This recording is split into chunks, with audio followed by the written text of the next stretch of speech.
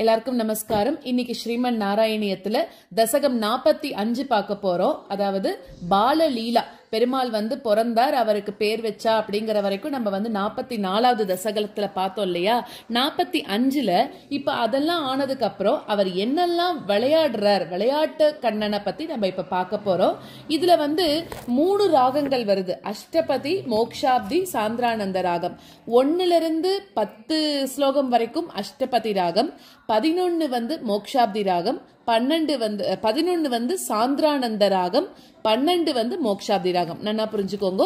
11 சாந்திரானந்த ராகம், 12 மோக்ஷாப்தி ராகம். சோ இப்ப நம்ம தசகத்துக்குள்ள போலாம்.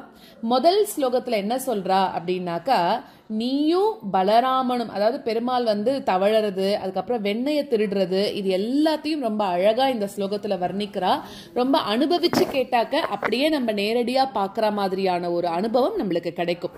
முதல் ஸ்லோகத்துல என்ன சொல்றான்னா, நீயும் உன்னோட அண்ணன் பலராமனும் நந்தகோபனோட வீட்டுல எல்லா இடத்துலயும் எப்படியெல்லாம் தவழ்ந்துன்னு வந்தீங்கன்னா, கைகளையும் முழங்காலையும் இப்படி கீழே ஊனிண்டு தவழ்ந்து தவழ்ந்து பெயின்னு இருக்காளாம் அங்கேயும் இங்கேயும். அப்படி தவழும் பொழுது எப்படி இருந்ததுன்னா, நீங்க உங்களுக்கு திருவடி தாமரைகள், ரொம்ப அழகா மென்மையா இருக்கக்கூடிய தாமரை மலர் மாதிரி இருக்கக்கூடிய திருவடிகள்ல இருந்த சலங்கை போட்டிருப்பா இல்லையா, கொலுசுன்னு நம்ம சொல்றோம். பெருமாளுக்கெல்லாம் போடுறது சலங்கைன்னு சொல்லுவோம் நம்ம. அந்த சலங்கையில இருந்து சத்தம் அவ்வளவு அபாரமா வருதான், அவ்வளவு இனிமையா இருக்கும் அந்த சத்தம். அந்த சத்தத்துக்கு கிருஷ்ணருக்கும் பலராமனுக்குமே அந்த சத்தத்தை திருப்பி திருப்பி கேட்கணும் அப்படிங்கறதுக்காக இன்னும் கொஞ்சம் ஃபாஸ்டா தவழறலாம். அப்புறம் நின்னுக்கிறா, திருப்பி இன்னும் கொஞ்சம் ஃபாஸ்டா, இப்படியே அந்த சவுண்ட கேட்கறதும் தவழறதுமா அந்த இடம் ஃபுல்லா தவழ்ந்து தவழ்ந்து வந்துட்டு இருக்காளாம். இது முதல் ஸ்லோகம். 2வது ஸ்லோகத்துல அதுக்கப்புறமா தவழ்ந்து போனதுக்கு அப்புறமா சிரிச்சு சிரிச்சு எல்லாருக்கும் அங்க இருக்கிறவா எல்லாரையும் இவ 2 பேரும் மயக்கிண்டே இருக்காளாம். அப்படி தவழ்ந்துட்டு சிரிச்சுட்டு போயிட்டு இருக்கா. அப்படி சிரிக்கும் போது என்ன ஆகுதுன்னா, உங்களுக்கு அவளுக்கு குழந்தைகளுக்கு குட்டி குட்டியா பல்லு இருக்கும்ல, அந்த பல்லெல்லாம் வெளியில தெரிய ஆரம்பிக்கிறதாம். அதுக்கப்புறம் நிறைய முடி இருக்கும்ல கிருஷ்ணருக்கு பலராமனுக்கெல்லாம், அப்படியே அந்த கேச கற்றைகள் அது என்ன ஆகுறதா, அப்படி நெத்தியில இருந்து கீழே விழுந்து பெருமாளோட திருமுகத்தையே மறைக்கிறதாம். அவ்வளவு அழகா இருக்கான். அதுக்கப்புறம் வஜ்ரம் அங்குசம் மாதிரி இருக்கக்கூடிய லட்சணங்களோட இருக்கக்கூடிய அந்த பெருமாளோட திருவடிகளோட சேர்ந்து, ஏன்னா திருவடிகள்ல அந்த அடையாளங்கள்லாம் இருக்கு இல்லையா பெருமாளுக்கு, அதோட சேர்ந்து புஜங்கள்ல போட்டு இருக்கக்கூடிய தோள்வளை, அது அப்படியே இவ ஓடி அந்த தவழ்ந்து போறம்போது வேகமா போயிட்டு இருக்கா இல்லையா, அந்த தோள்வளை கீழே கைவளையாவே மாறிடுதான். அவ்வளோ வேகமா அழகா தவழ்ந்து போயிட்டு இருக்காளாம். இத பாக்குறா எல்லாரும். அவளோட மனசையும் நீங்க கவர்ந்துட்டு போயிட்டீங்க அப்படிங்கிறது 2வது ஸ்லோகம். 3வது ஸ்லோகத்துல ரொம்ப ஆசையோட கூட அங்க இருக்கக்கூடிய மக்களோட கூட்டம்லாம் மகிழ்ச்சியினால அவளோட கண்கள்லாம் அசையறதான். அவ என்ன பண்றா, இப்படி எல்லாம் ஆச்சரியமா இருக்கே அப்படின்னு, எவ்வளவு அழகான குழந்தைகள்னு உங்க பின்னாடியே தொடர்ந்து வராலாம். அப்போ இன்னும் கொஞ்சம் அழகான ஒளி உண்டாகும்படி நீங்க என்ன பண்றீங்க, சிரிச்சுண்டே ஓடிண்டே இருக்கீங்களா அவளுக்கு விளையாட்டு காட்டிண்டே. அப்போ தாமரை மலர் மாதிரி இருக்கக்கூடிய முகங்கள் அதை திருப்பி பின்னாடி பக்கம் பாக்குறீங்க. அவ வராளான்னு தேடுறாராம் பெருமாள். அப்படி தேடிட்டு திருப்பியும் தவழ ஆரம்பிக்கிறாளாம். அதாவது பெருமாள் அங்க வந்தவாளுக்கெல்லாம் தன்னோட முன்னழகு பின்னழகு எல்லாத்தையும் காமிச்சு கொடுக்கிறார் அப்படிங்கிற மாதிரி சொல்றார் இந்த 3வது ஸ்லோகத்துல. 4வது ஸ்லோகத்துல வேகமா ஓடி போறாரு இல்லையா, போய் தொப்புன்னு கீழே விழுந்துடுறாராம். கீழே விழுந்தும் போது என்ன ஆகுறது, சேரெல்லாம் தன்னோட உடம்புல ஆயிடுறதாம். அப்போ இத பாக்குறா மேல இருக்கக்கூடிய முனிவர்கள், ஆகாசத்துல இருந்து முனிவர்கள்லாம் பாக்குறா. அவ எப்படி குற்றமே இல்லாத முனிவர்கள், அவெல்லாம் இப்ப பாக்குறா அழுக்கில்லாத முனிவர்கள் உன்னோட அந்த அழுக்கான திருமேனிய பார்த்து வணங்குறா அப்படிங்கிறா. அப்ப எல்லாம் என்ன ஆகுறது, உங்க 2 பேரோட அம்மா ரோகிணியும் யசோதாவும் உங்களை தன் ரொம்ப பாசத்தோட கூட கைகள்ல எடுத்துண்டு அடிக்கடி உங்களை கட்டிண்டும் முத்தமும் கொடுக்கறாளாம். நீங்க பண்ற லீலைகள் எல்லாம் பார்த்து அம்மா 2 பேரும் அவ்வளோ சந்தோஷப்பட்டு உங்களுக்கு அவ்வளோ முத்தமும் கொடுக்கறா அப்படிங்கிறது 4வது ஸ்லோகம். 5வது ஸ்லோகத்துல பால் சுரக்கக்கூடிய, இப்படி எல்லாம் நீ லீலை பண்றத பார்த்து பால் பெருக்க இருக்கிறதா அம்மாக்கு. அப்போ அந்த பால் சுரக்கக்கூடிய ஸ்தனங்களோட ஒன்ன மடியில வச்சுண்டு உனக்கு யசோதா பால் கொடுக்கறாளாம். அப்படி அந்த யசோதைக்கு உனக்கு பால் கொடுக்கக்கூடிய பாக்கியமே பாக்கியம் அப்படின்னு ரொம்ப ஆச்சரியமா ரொம்ப அனுபவிச்சு சொல்றாரு இந்த இடத்துல. நீ என்ன பண்ற, அப்படி அவ கொடுக்கக்கூடிய அந்த பாலை சாப்பிட்டுட்டே இருக்கும்போது குட்டி குட்டியா நீ என்ன பண்ற, சிரிக்கிறியா. அம்மாவை பார்த்து பார்த்து சிரிச்சுட்டே அப்படி சிரிக்கும் போது என்ன ஆகுறது, பெருமாளோட அந்த அழகான பல்லெல்லாம் வெளியில தெரியறதாம். அப்படி எல்லாம் காமிச்சு அந்த அம்மாவை மயக்கி அவ்வளோ அழகா இருக்கக்கூடியவனோட திருமுகத்தை பார்த்து அந்த யசோதையானவள் மகிழ்ந்து போய் சந்தோஷப்பட்டு உனக்கு மேலும் பால் கொடுக்க ஆரம்பிக்கிறா. அப்படிங்கிறது 5வது ஸ்லோகம். 6வது ஸ்லோகத்துல தவழற பருவம் முடிஞ்சு இப்ப என்ன ஆயிடுத்து, தவழும் போது ஆத்துக்குள்ளேயே தவழ்ந்து வந்துட்டு இருந்தாலாம். இப்ப நடக்க வந்துடுத்து 2 பேருக்கும். என்ன பண்றா, பக்கத்துல இருக்கக்கூடிய அந்த ஆயர் சிறுவர்களோட அவளோட வீட்டுக்கெல்லாம் போய் அதுக்கப்புறமா விளையாடிட்டு இருக்கக்கூடிய குழந்தைகளுக்கு, அவளுக்கு எல்லாம் ஒரே வயசு, அப்படி அங்க விளையாடி இருக்கக்கூடிய குழந்தைகளுக்கே இருக்கக்கூடிய அந்த வயசுக்கு என்ன துடுக்குத்தனம் இருக்குமோ அதெல்லாம் பண்ண ஆரம்பிச்சுட்டாராம். அதுக்கப்புறம் வீட்டுல செல்லமா வளர்த்துட்டு இருக்கக்கூடிய, மத்த வாலாத்துல எல்லாம் செல்லமா வளர்த்துட்டு இருக்கக்கூடிய கிளி, பூனை, அப்புறம் கண்ணுக்குட்டி, இது எல்லாத்து பின்னாடியும் ஓட ஆரம்பிச்சுட்டாலாம். அதுங்களோட எல்லாம் விளையாட ஆரம்பிச்சுட்டாலாம் 2 பேரும். அப்ப என்ன பண்றான்னா, இடையர்கள்லாம் சிரிச்சுண்டே உங்களை தடுக்கிறா, அப்படி ஓடாத அப்படின்னு சொல்லி தடுக்க பாக்குறாளாம், துரத்திண்டே ஓடுறா. அப்படிங்கிறது 6வது ஸ்லோகம். இப்போ 1ல இருந்து 6 வரைக்கும் இருக்கக்கூடிய ஸ்லோகங்களை கத்துண்டுலாம் அப்புறம் 7வது ஸ்லோகத்துல இருந்து பார்க்கலாம்.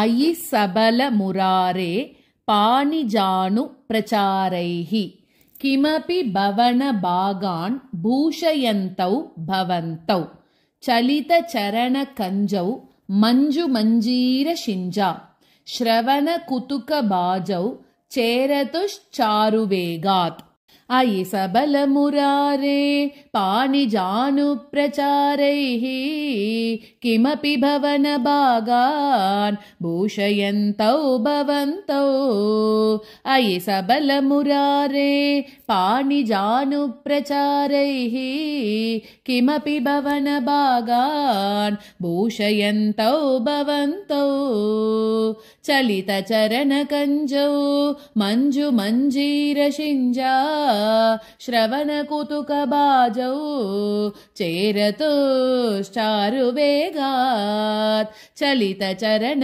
कंजौ मंजु मंजीर शिंजा श्रवण कुतुक बाजौ चेरतुश्चारुवेगात् अयि सबल मुरारे पाणिजानु प्रचारैः किमपि भवन भागान् भूषयन्तौ भवन्तौ चलित चरण कंजौ मंजु मंजीर शिंजा श्रवण कुतुक बाजौ चेरतुश्चारुवेगात् अयि सबल मुरारे पाणिजानु प्रचारैः किमपि भवन भागान् भूषयन्तौ भवन्तौ चलित चरण कंजौ मंजु मंजीर शिंजा श्रवण कुतुक बाजौ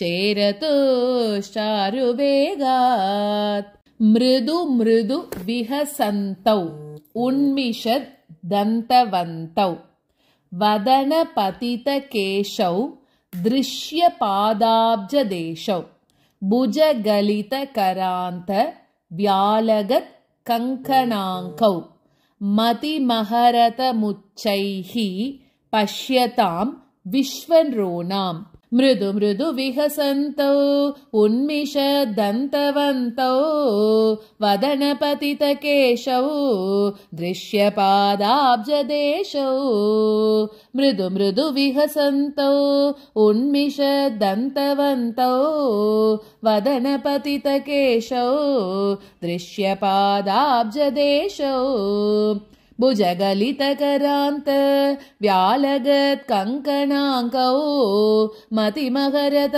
मुच्चैः पश्यतां विश्वनृणाम् भुजगलित करान्त व्यालगत् कंकणाङ्कौ मतिमहरत मुच्चैः पश्यतां विश्वनृणाम् मृदु मृदु विहसन्तौ उन्मिषदन्तवन्तौ वदनपतित केशौ दृश्यपादाब्जदेशौ भुजगलितकरान्त व्यालगत्कङ्कणाङ्कौ मतिमहरतमुच्चैः पश्यतां विश्वनॄणाम् मृदु मृदु विहसन्तौ उन्मिषद्दन्तवन्तौ वदनपतितकेशौ दृश्यपादाब्जदेशौ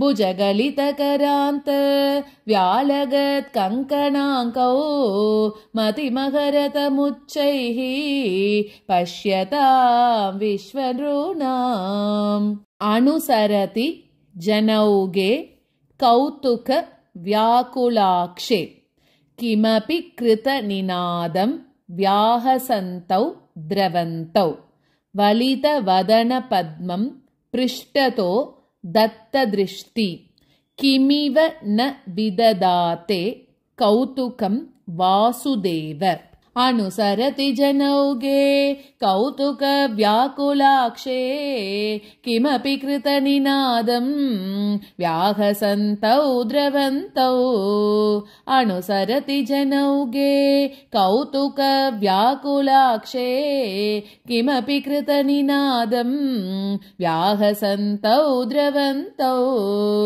वलितवदनपद्मं पृष्ठतो दत्तदृष्टि किमिव न विददाते कौतुकं वासुदेव वलितवदनपद्मं पृष्ठतो दत्तदृष्टि किमिव न विददाते कौतुकं वासुदेव अनुसरति जनौगे कौतुक व्याकुलाक्षे किमपि कृतनिनादं व्याहसन्तौ द्रवन्तौ वलितवदनपद्मं पृष्ठतो दत्तदृष्टि किमिव न विददाते कौतुकं वासुदेव अनुसरति जनौगे कौतुक व्याकुलाक्षे किमपि कृतनिनादं व्याहसन्तौ द्रवन्तौ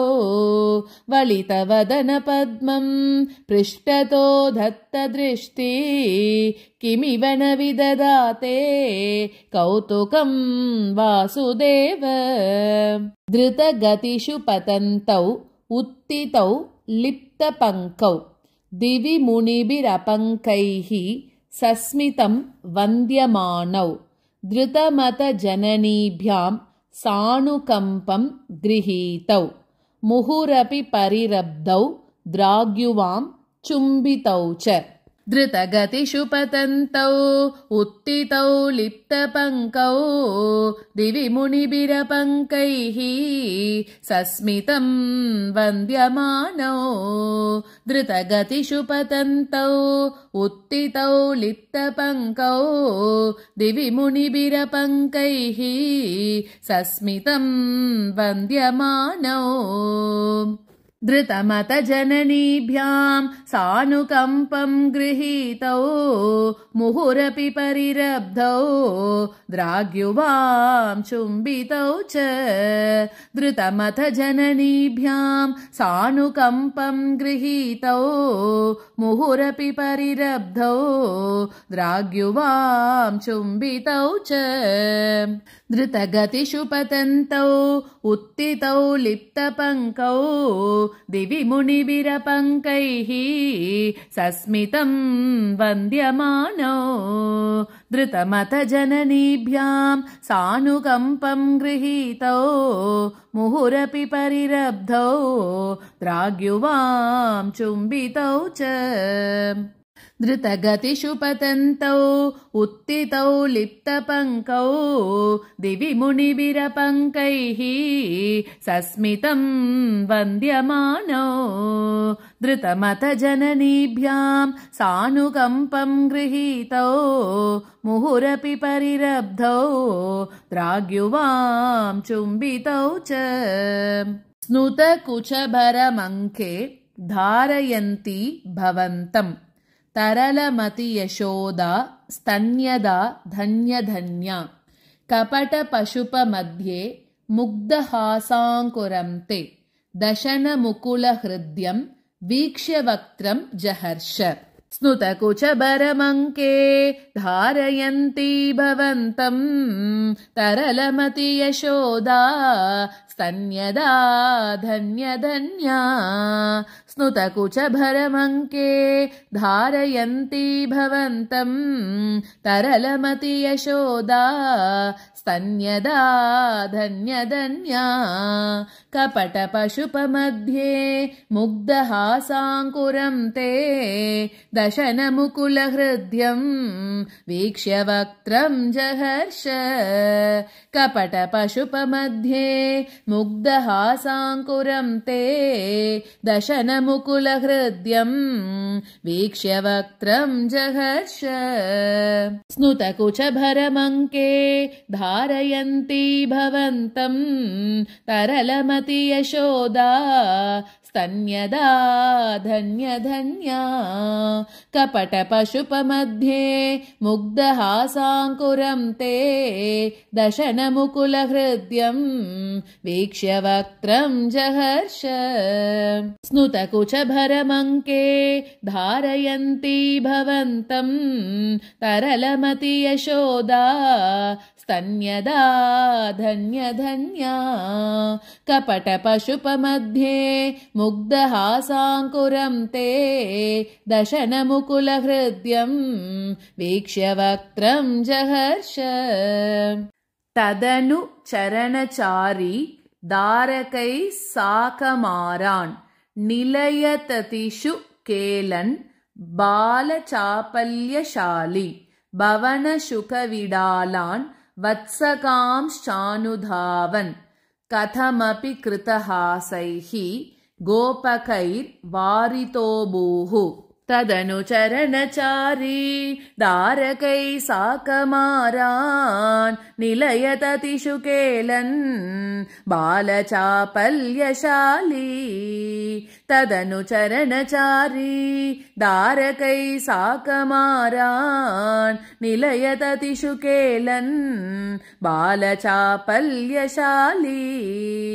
भवनशुकविडालान् वत्सकांश्चानुधावन् कथमपि कृतहासैः गोपकैर्वारितोऽभूः भवनशुकविडालान् वत्सकांश्चानुधावन् कथमपि कृतहासैः गोपकैर्वारितोऽभूः तदनु चरणचारी दारकैः साकमारान् निलयततिषु केलन् बालचापल्यशाली भवनशुकविडालान् वत्सकांश्चानुधावन् कथमपि कृतहासैः गोपकैर्वारितोऽभूः तदनु चरणचारी दारकैः साकमारान् निलयततिषु केलन् बालचापल्यशाली भवनशुकविडालान् वत्सकांश्चानुधावन् कथमपि कृतहासैः गोपकैर्वारितोऽभूः